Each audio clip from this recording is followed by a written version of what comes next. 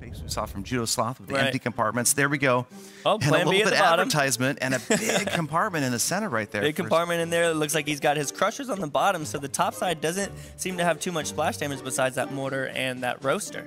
Exactly. So it's really, you know, you've got to either look at trying to attack on a far side of the ground defenses or the air defenses. You can see the air bomb's pretty well focused in towards the center, towards the core, and the roaster as well. Yeah, he's got a bunch of archers in here. We haven't seen archers yet, have we? No, but I've seen this strategy used a lot over the past week or so.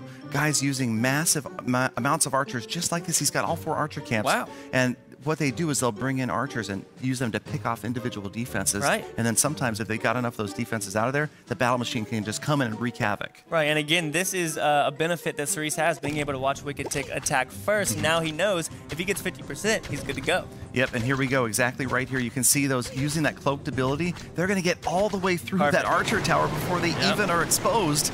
And they've got the job done, and this is what we're talking about. This is where you see the translation from clan war skills, that ability to focus specific troops on specific structures, just breaking it down to individual defenses, individual tiles. And knowing the amount of damage that he does, he knows that all he needs is 2 archers to take out that double cannon, to take out that archer tower, and then this side over here is going to be clear, because again, the mortar is far away, so I don't know if the mortar is definitely not going to reach the bottom part of the base. Exactly, and that's the archers can become exposed down there. They're just out of range because the double cannon does much more damage than a single cannon, but it's got shorter range. Right. So you can see the archers just kind of wrecking everything at the bottom of the base. Yeah, he's got 2 full more camps. He's got another 7 in that third one, and he's slowly just working his way around. He's got 2 minutes, so there's no need to rush. Exactly. He's got plenty of time, and again, he's looking at, was it 48% on that first attack? I believe that was it. It's going to be all about the percentages right here, and we'll see where he's planning on dropping that battle machine. Now he's going to have to deal with the guard post, the guard hut units there on the left-hand side as they patrol around. There goes that other cannon though, so he only has 1 double cannon and then the regular cannon as well. Obviously, he has both of his archer towers still left, but he's got a good amount of archers that can come in here on the right side, going in to take out that Tesla. Check it out on the Tesla, exactly. Once again, using that cloak ability, and it goes down, and he's probably going to do the same. Some free shots on the double cannon. There it is. So again, he's got plenty of swag units left, getting a little bit of an advantage, not having to deal with focusing on the Builder's Hall. He's got the win right here, and he never even used the battle machine. No, it's very interesting seeing that he did, in fact, decide to just go for percentages. No need to rush into the core, just slowly pick off things and take your time. Yep, so he's got the victory, and that's, that's the interesting thing. It's so different than the way we're playing at home. We don't have that advantage, and you end up focusing and worrying about what's happening on the other side. You go in, if your attack ends first, you go in and watch the opponent still attacking. Right. And I love that one of the update facets was the ability to watch the other player attack.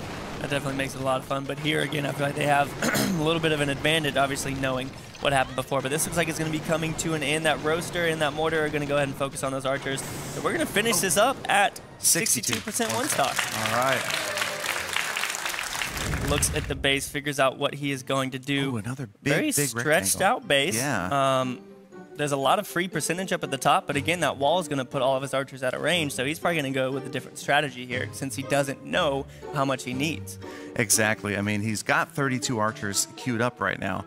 But how they'll behave, again, dealing with that wall on the far left like that. Right. And I like this. I love seeing these unique bases like this. And obviously, these guys have only 60 seconds to try to figure out exactly how they want to approach this. Looks like the old beta minion, the meta minion. There it is, the meta minion attack with 2 camps of dragons and all of those minions in there to come in and do some good damage and clean some buildings up. Yeah, I mean, a lot of people called this the meta minion attack because a lot of players were using this at Builder Hall 5. I would definitely think that at Builder Hall 6, the meta, like from what we've seen so far, it's completely different. I mean, we've seen a lot of different attacks so far.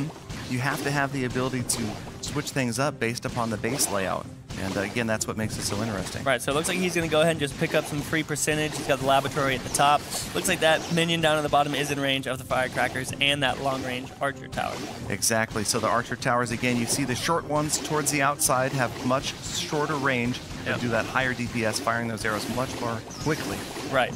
So it's going to be interesting if he does go in the top. I believe at the top of the base, he's not going to have to worry about that short-range archer tower doing anything. He's going to go all in on the top. Here come all the minions. Watch out for those air bombs. Scorcher. There go the air bombs. It looks like Wicked might have predicted some sort of air attack from the top with that air mine up there, but he's coming in pretty heavy here. Doesn't have his battle machine down yet, so it's going to be interesting to see what he does with that in the end, because he's got to go for this builder's hall, I would say. Exactly. He wants that builder hall, and he's got the air bombs just wiping out minions and the dragons right there. The roaster finishing out that dragon, so those minions have no protection from the air bombs. Oh, they almost have it down. They should get it down right there, and then that last and the first star. Nice. There's the first star, 50%, continuing to work his way in, but I don't know if the battle machine is going to be able to get in there and take out the builder's hall.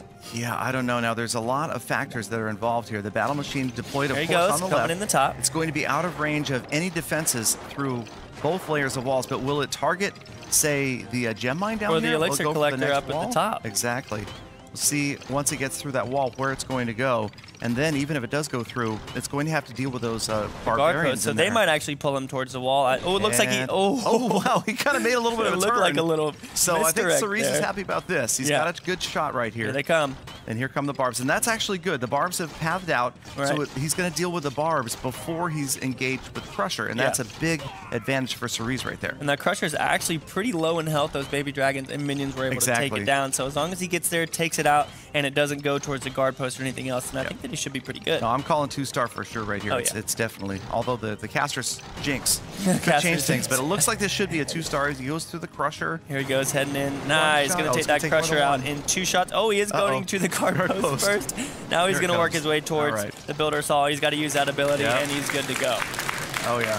So there's another ability, and that's going to just one more shot. Second star. Still working his way around. He's not done yet. He might even get back to another ability. Yeah, Cerise is pumping up the crowd, and you're right. It's going to be a race to get this next ability. Come on, come on, come on. Going to get it. And he's got another ability. No more double cannons to do any damage. He's going to get that nice 68. 68%.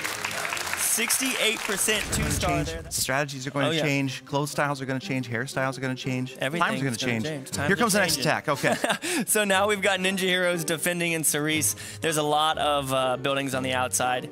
I don't think he's going to have any trouble breaking. Exactly. And again, that's where we're seeing this. You know, the first attack didn't get the second star. So now Cerise is just going to focus on getting all those structures on the outside. The archer tower is all set to short range. Right. And like you said earlier with Itsu thinking forward, Cerise has to think here with the army composition that he uses that he doesn't want to use the one that he's going to be using in the next match because obviously he can't use 2 in a row. So here he's just got to do his job, getting that 36% and taking that win. Yeah, and this should be, looks like it's going to go ahead and start with 24 archers and 10 beta minions. Yep. So kind of an unusual army composition. And like you said, that's good because it's not one that he might want to use in his next round. Because the last time he used 4 camps full of archers, this time he's just going to bring in those minions. So if he needs the archers in the next attack, he'll be good to go. Exactly, and once again, just picking out those outer structures, using that long-range shot from the beta minions, using the cloak from the archers to give them that distance. And there are definitely a few spots on this base where these archers and the beta minions are not going to have to worry about. Yeah, the top left looks good once those guard post troops go down. He's going to be able to take those out, already up to 18%, moving his way around. The mortar obviously targeting the archers once they come into that cloak ability, but I don't think he's going to have a problem. No, 27% already, and he's hardly even touched his units here. And again, the battle machine, like you said, probably going to come down here at the bottom left or batter up against the wall, but it shouldn't matter too much. Nope. Lots of structures going down 30% at the top. right there. 33. Yep. Moving up. He's got those archers up at the top doing their work, and it's going to be 36%. There's the tie, and then this right here is going to be it, ladies and gentlemen, for Cerise. Taking the first one. Yep, so Cerise takes the first one, again, getting a bit of an advantage, being able to see exactly what he had to do. Right. And again, these base designs, it's tough to protect those outer structures. Right. You know, you can really keep that builder hall concealed and well defended, but those outside structures, there's, you're sacrificing. Right. Well, I think that we'll probably see some base design changes in the future where you'll see more spread out bases maybe. Yeah.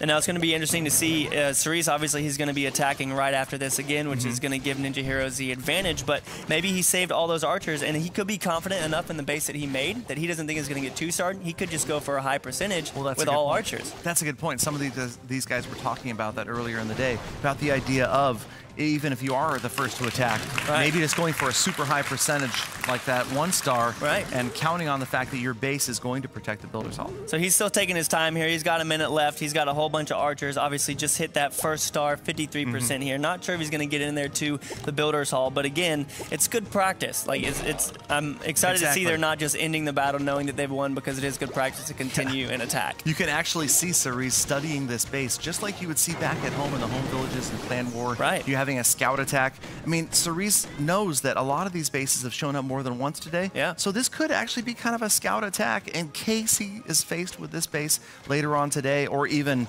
on his very next attack. Now he's coming down to the last 20 seconds here, and he still has a whole bunch of troops left. His battle machine at full health, so we're probably just going to see him deploy everything here, just going all out. Probably going to run out of time before all of the troops end up, but that doesn't really matter at this point, because Cerise is going to take home that first victory of their semifinal match. So Cerise with the 1-0 advantage right here, and again, those level 6 walls taking forever for that building. And 1. All right. There we go. It's not just everything is a gimme 2-star. I mean, there's a challenge here to grab that Builder's Hall. And, you know, that is nice to see that the balance is like that. I think that it's ideal that 3 stars are a true rarity. That you very rarely see one. I think that there are going to be some out there. But this, much like top Clan War clans, you're going to see really well thought out, well designed bases. They're very, very focused. You can see Cerise examining this base. It looks like some that we've seen so far, with that big core in the center and those walls surrounding on the outside. Looks like I'm trying to find the roaster. There it is. So he's got the roaster next to the guard post again to try and pull troops in there to focus on those guard post troops so the roaster can I like that. That's absolutely key, because like you said earlier, Molt, there's not a great deal of splash until you get into the core, and then you've got the crushers. That roaster, man. I like that strategy. I think that's smart, keeping the Builder Hall in, because it is a magnet. It's going to draw units in to focus on those barbs and the archers, and the time runs out. Time is running out. Using, stuck in with that beta minion baby dragon strategy that we've seen so much today, but it's not going to make him be any less patient. It looks like he's working his way around. He's going to get as many buildings as he can, as patiently as he can, and then I think he's going to go for a big push, probably from, I don't know, he's got some areas where he doesn't have to deal with 2 walls, like over on the right and the top left, but it's going to be interesting to see what happens here. Just a few structures on the top right of this whole base layout. A lot of stuff down on the bottom left. So, you know, and that's the question. Do you push for a high percentage, or do you really need to push in hard after the Builder's Hall? And these guys are definitely taking into account what they've seen earlier today. Yeah, most definitely. And again, you can see with this base, like many others that we have seen, all of the archer towers set to low, so he wants as much damage per second, as much DPS as he can get as he's working his way in here. Already up to 15%, moving his way around. We don't see a clear entry point yet for the battle machine, but here he goes with a full-on attack. Baby dragons in there, some coming in from the top. He still has 1 left. It's going to be interesting. There he goes, sending that in. Air bombs doing work. Archer tower is going down, working his way into the mortar, which is just sitting there clueless because there's nothing on the ground yet. Look at them all focusing the air bomb, so the air bomb's going to go down fast. They're going to get it. It's going to get up there. Big splash. That took out a lot of units. And the roaster's in range as well. If he can get rid of this crusher, that's going to be very key. He's got to get the crusher down. There it is. Crusher's down and the first star. Crusher's down. There's the first star.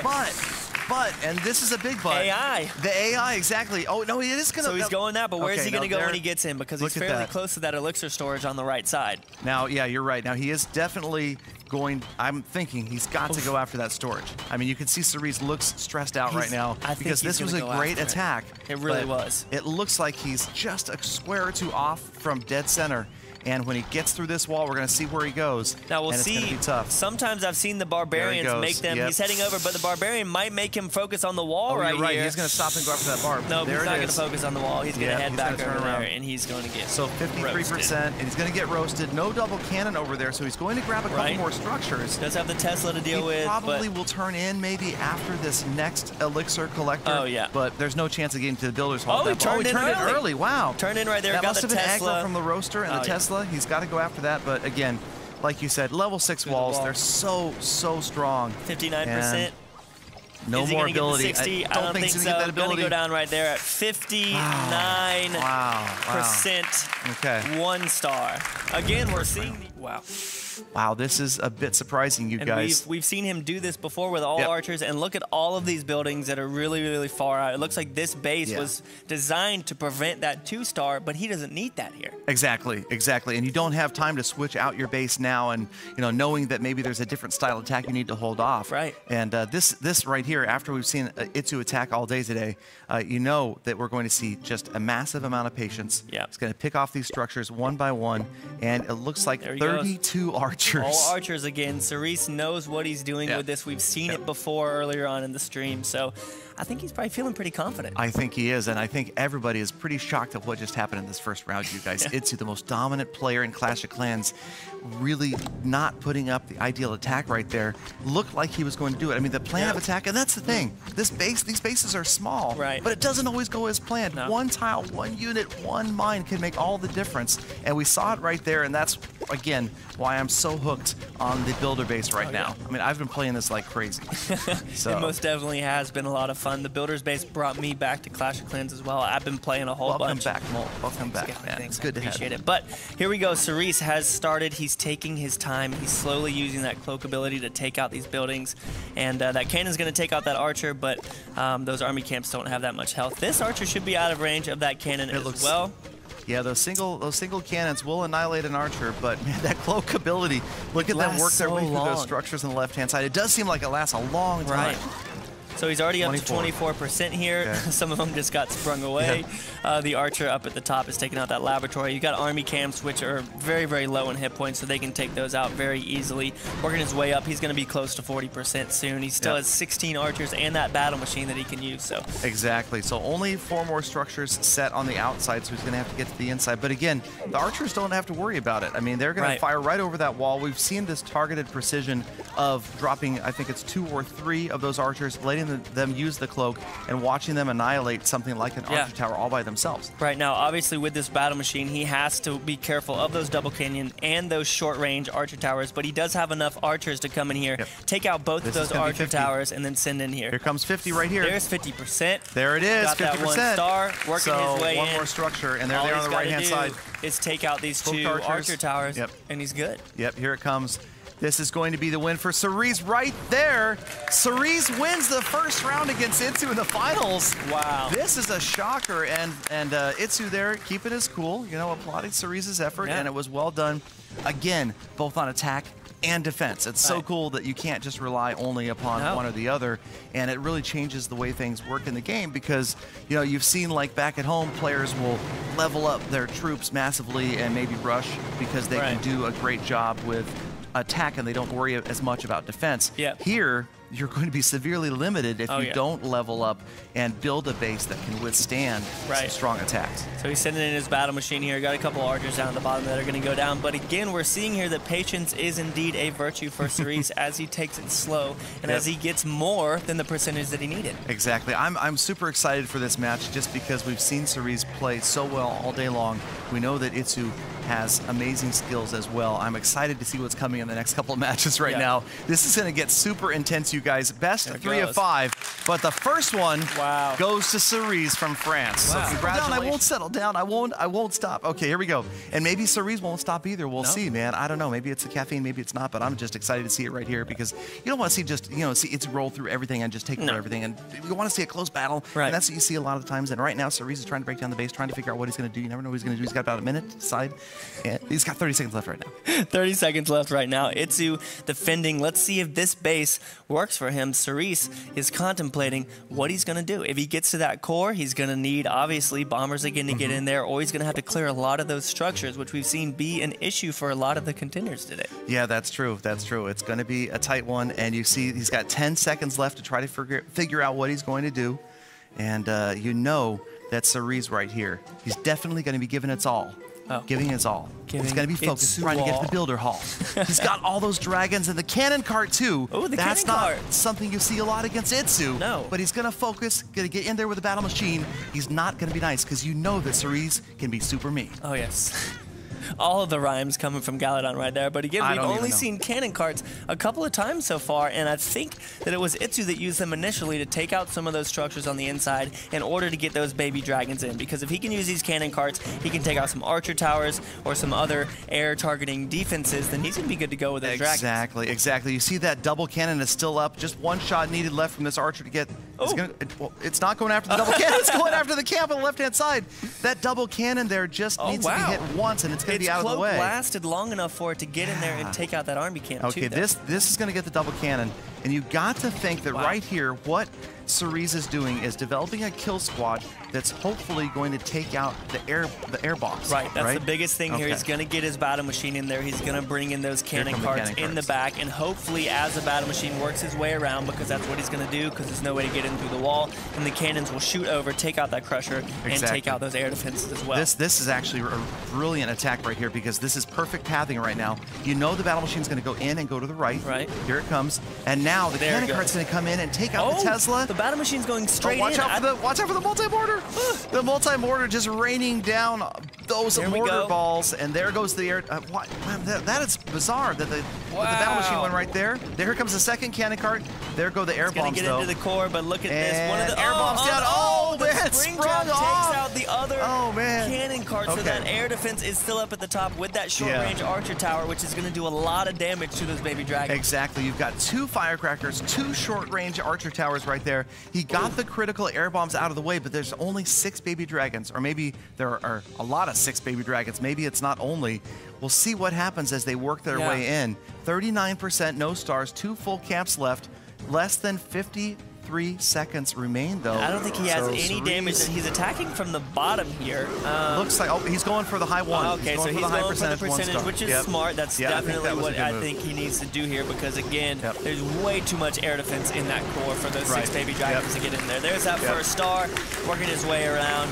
This could be a high 60%, maybe. Yeah, this is actually going to be pretty solid. So this is maybe the first time today we've seen this style strategy, and that is that he made the decision pretty early to switch over. 68% one star. 68%. So we see that he kept his head cool there, and even though turn on the beta minions, that made all the difference. Yep. So here we go. Itsu defending. We saw this base earlier from him. Cerise has seen this before, I believe, and he's gonna go ahead and start thinking about things, try and figure it out, and see if he can do better than he's done before. Yep, so Night Witch, Giant, and a couple of archers in the camps. I mean, Night Witch, definitely the most exciting new unit. I mean, she's cool, she's new, she's different. Everybody wants to unlock her. Everybody wants to level her up and use her. But she's not, especially after what we've seen today, she's not like OP. She's not like everybody's got to use the Night Witch. I mean, there's so many different ways to take down a village, to take down a builder hall.